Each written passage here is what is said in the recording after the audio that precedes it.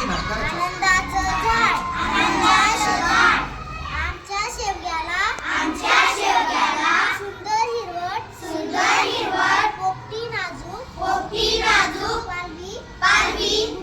फुटली होती झाड जोमानं उंच वाढत होतं नाजूक पानांची हिरवी नक्षीदार जाळी पसरली होती काही फांद्यांना मोहर फुलला होता पांढऱ्या रंगाच्या फुलांचे घोस झाडावर लोंबत होते हिरव्यागार झाडाला पांढऱ्या शुभ्र फुलांचा फुलोरा उठून दिसत होता आमचा शेवगा खूप छान भरला होता येणाऱ्या जाणाऱ्यांची नजर त्यावर पडल्याशिवाय राहत नव्हती एके दिवशी आमच्या घरी शेजारच्या काकू आल्या म्हणाल्या दारात कधी शेवगा लावू नये घरात भांडण होतात हे झाड तुम्ही तोडून टाका झाड आणि तोडून टाका मला जरा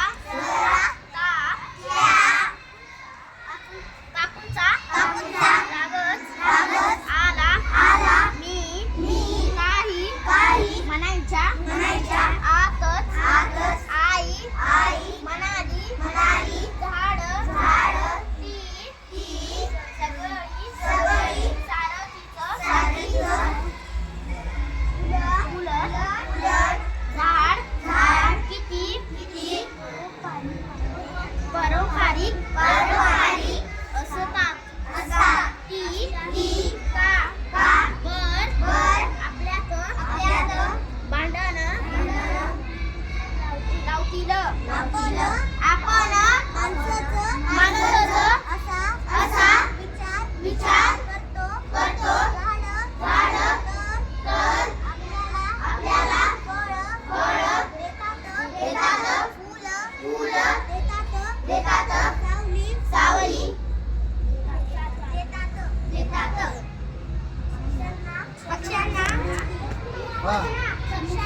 पक्ष्यांना घर देतात मी हे झाड लावलं ते जपण्यासाठी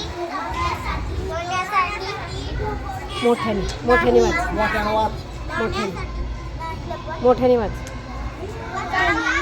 काकू म्हणाल्या अहो लोक शेंगा तोडून नेतील तेव्हा नाही का भांडणार तुम्ही आई म्हणाली नेऊ देतो नेल्या तर खाण्याची वस्तू ही झाडांना द्या शेंगा फक्त आमच्यासाठी नाही लागल्या झाडाला शेंगा